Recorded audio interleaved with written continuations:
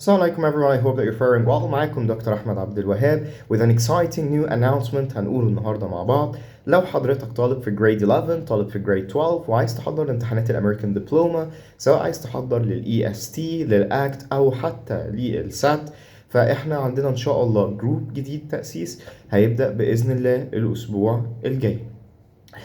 ايه يا ترى اكبر ميزات احنا بنعملها عندنا في الكورس؟ نمبر 1، اي كورس طبيعي ان هو هيديك كل الليسنز، طبيعي ان هو هيساعدك في انك تحل، لكن احنا زيادة عن دول بنعمل كذا حاجة يمكن احنا الوحيدين اللي بنعملها بالطريقة دي. نمبر 1 ان احنا بنعمل لكل طالب reading program كامل مخصوص عشان الطالب ده لوحده.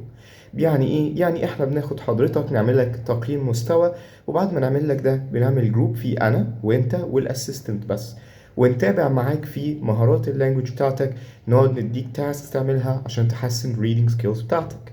غير كده مجرد ما انك سجلت معانا في الكورس بيبقى عندك access للايبرري فيها كل الماتيريالز بتاعتنا، بيبقى عندك access لفيديو لايبرري فيها كل الفيديوهات بتاعت كل الليسنز، بيبقى عندك access لكل الورك شيتس بتاعتنا وكل الفايلز اللي عندنا.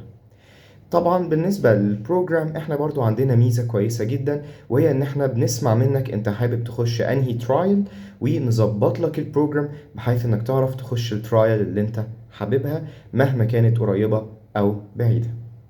فمنتظرين ايه؟ هنكون مستنيين الرسائل بتاعتكم سواء على الواتساب او على الماسنجر and we will see you soon ان شاء الله.